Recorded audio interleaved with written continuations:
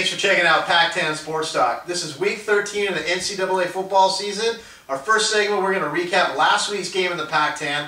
We're going to start off UCLA losing to Washington. Score was 7-24. Joel, what did you see out of this game? Well, first, both teams struggled mightily offensively, especially the QB play. Combined, the QBs were 16 for 46, only 123 yards, 0 TDs, 3 interceptions. As my friend Joey Lawrence from Blossom would say, "Whoa!"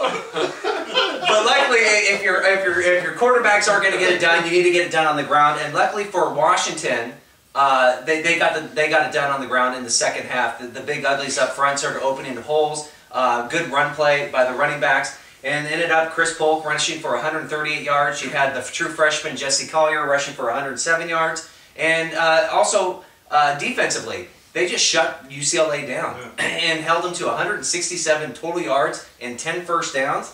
Yikes. For UCLA, I don't know why they went with this pistol offense, to be honest with you. You know, you're in your third, Rick Neuheisel starting his third year. He struggled in his first two, and you start with a completely new offense that neither him or Norm Chow, the offensive coordinator, had ever dealt with. I think that was a bad move. For UCLA, there was a bright spot. Their punter, Locke, 9 punts, 44.3 yards average. Got to give it to him. But UCLA, I mean, yeah, UCLA, they have to win their last 2 games versus Arizona State and USC. I just don't see that happening. So for Rick Neuheisel, there's 3 things you can count on: death, taxes, and soon to be the unemployment line. You know, hey, the first quarter went exactly kind of how we all thought it would. UCLA establishes a ground game, goes down and scores. You know, the rest of the game, Huskies absolutely dominated this game. Just pushed UCLA wherever they wanted to go. Just the exact opposite of kind of how we thought the game would end. You know, hey, a tremendous effort by Jake Locker, guys playing with the cracked rib. Tremendous effort. You got Polk and Collier each having career days on the ground. You know, UCLA's going to need to establish some type of passing game. They're just no presence in the pocket. You know, if they don't find a passing game, they're going to drop their last 2 games. I think they got ASU and USC. Need to find that real quick. But, you know, both teams need the last 2 games to become bowl eligible. You know, Joel's saying that, you know, Rick's going to have to. Going to have to look for a new job. However, they gave Dorrell 5 years, so I'm gonna say he has a job. No unemployment check just yet. You know, hey, good win for the Huskies, who needed some mo going into Cal this weekend. You know, Jake Locker set out a game, and then I think maybe he might have came back a week too early. You know, Joel stole a little bit of my thunder. Jake Locker comes back and he engages Richard Brehau in an epic battle for ineptness in the Pac-10 among quarterback stats. I mean, they passed for a little over 100 yards. They had 2 interceptions, no touchdowns, and then when they ran the ball, you know, they're usually pretty good runners. They ran for combined 32 yards. So I don't think anyone expected any real big fireworks in this game. And boy, I tell you, they weren't disappointed at all either. But, you know, I got to tip my hat to the Huskies. So it's like they've said already, Huskies won a game that I didn't expect them to win, and look good doing it. Yeah. Okay, the second game we want to talk about is USC getting shut out by Oregon State. Jeremy, did you see the game? I did. I watched it. You know, it's a great team effort by the Beavers. Jordan Poyer's 65-yard interception return, I really think set the tone for the game. Just absolutely gave them all the mo and the confidence that the Beavers needed to win the game. You know, Barkley never really able to establish any sort of passing game. You know, the guy goes out with a high ankle sprain in the second quarter. You know, actually it was Katz that surprised me, actually, who was the better passer in this game. 17 for 24, 2 touchdown passes. You know, not a whole lot of passing yards, but you know, pretty effective. You know, we've said it before. You know, USC has some holes in their defense. You know, 90th in the country right now. You know, they went from the top defensive teams in America 2 years ago, and you know, now they're in the bottom 30. I would look to see Kiffin recruit heavily on the defensive side to kind of shore up that shaky defense. You know, but hey, great win for the Beavers. just dominated the game, looked like a bowl team in this one. But it's going to be tough as they got to play Stanford and Oregon. But kind of think that Riley might have them ready. You talked about USC's defense and how kind of porous they have been, but I don't think that is the reason for the loss. I mean, I think they played well enough to keep them in the game. Ultimately, USC couldn't find any rhythm on offense. And I think a lot of that had to do with USC's front seven, especially the front four, and in particular, Stephen Pao. He was a preseason All-American, and to be honest, up to this game, I didn't really see it, but this guy is a truck, and this is 311 pounds of freak. Constantly in the backfield, sacking quarterbacks, tackles for losses. I mean, this guy, lived up to his billing, and in fact, they should take the number. They should take the number off the back of this guy's jersey and issue this guy a license plate. Is what they need to do. But great gut check for Oregon State. Not having a great season. They have an ugly stretch of great teams they have to play, and we know they have the talent. But it was said that they even by Jaquiz Rogers that the team has given up. They kind of lost the fight, and it was nice to see them battle back. And we'll see how they end the rest of the year. They still have that fight there. Wow. By the way, is Barkley out for the season, or do we know? No, they say he'll play. He has a high ankle sprain. Yeah. Okay. Just when we thought, last week we talked about, we had written Oregon State's obituary last week, and just as we do, they're back from the dead. It's amazing to me, how can a national powerhouse like USC come to the sleepy little town of Corvallis, Oregon, and lose 3 years in a row?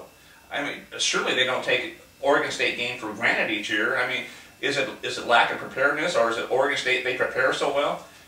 Well, you know what, maybe a better explanation is that somewhere in Corvallis, someone releases a genie each year, and they wave this wand. Yeah, I've heard that. They wave this wand, and that is voodoo. And it nullifies all the history of USC and their body of work and their tradition, nullifies all that. You know what, and this genie goes back a long ways, by the way. It goes back in 1967. O.J. Simpson and USC come to town, Oregon State wins that game 3-0, so it goes back a long ways. So as I said, the Beavers, we counted them off as dead. They've risen from the dead, and now they've got #1 Oregon coming up, and they got #6 Stanford coming up. So now we're going to find out if they can walk on water as well. I think that genie's an out-of-state resident.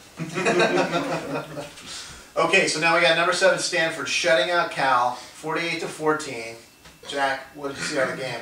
Well, in the movie Catch Me If You Can, Leonardo DiCaprio played a part of different professional people that he'd never played before, a pilot, a doctor, and others. If they ever remake that movie, I wonder if there'll be somebody out there playing the Cal defense. The one that has a split personality, that one week is macho, and the next week schizophrenic, or autistic. Or whatever. I've often said that football games are about 80% talent and about 20% emotional makeup for that week. And I think with that being the case, I think maybe Tedford ought to have his team visit a sports psychologist to see if there's any football autism going on in his camp. Because otherwise, how do you explain the fact that one week he can shut out the nation's top offense, and the next week he gives up 48 points to Stanford? It just makes no sense to me. In any case, based on the sheer domination of Stanford in this game, I think there's a lot of people around the Pac-10 and maybe around the nation are wondering maybe that the power at the top has shifted, maybe from Oregon to maybe Stanford. In the way they played this last week, who can argue that? So what would you say if Oregon played Stanford right now? Who would you pick? Right now, honestly, I'd have to say Stanford right now. Joel? I think honestly it'd be whoever's home field it was at. It's that even right now. Yeah, I want to go with that. I would say if it's at Oregon right now, it's Oregon. If it's at Stanford, Stanford wins. Okay. Yeah, I think that's true. Yeah, but ultimately I think that I haven't seen that movie, but great pitch for it. It's a great movie. I'm sure it's awesome. But this game was won with Stanford's offense. Stanford and Luck in particular, 16 for 20, passing for 235 yards, 0 interceptions, 2 touchdowns. Also rushed 3 carries for 72 yards. And offensively, the effectiveness, the efficiency, I should say, of Stanford's offense, 50% on 3rd down conversions, 2 for 2 on 4th down conversions, 0 turnovers. And again, I've been saying this for weeks now. You may want to check out some of the previous files. Their defense. I mean, they play great defense at Stanford. For Cal, you got to worry. This is a team that seems to underperform every year consistently. And this year alone, they've lost to Nevada by 21, USC by 36, Oregon State by 28, and now Stanford by 34. And I'm telling you, the fan base of Cal is getting sick of it. So much so at halftime, it's rumored that the band started playing. What were they playing there? We're not going to take it. We're not going to. Thank you. We're not going to take it anymore. And they actually formed a news formation. And I don't know if that was for Jeff Tedford or for the offense in particular, but not happy fans. They played that song in that movie. Yeah, exactly. But I'm going to reiterate the theme. You know, who wants to play Stanford right now? If you don't have Stanford written across your jersey, who wants to play you right now? Just Stanford going in to Cal and just absolutely blowing away Cal, 45 to nothing into the third quarter. Give Jim Harbaugh a lot of credit with the talent that he's got. Just a heck of a job coaching. Gosh, gives Stanford gets a lot of credit for the offense. Give their defense credit. You know, Joel's talked about it. Excellent defensive team. 27th in the country in defense. Stanford's got one more game on the schedule before they go bowling. I think they play Oregon State.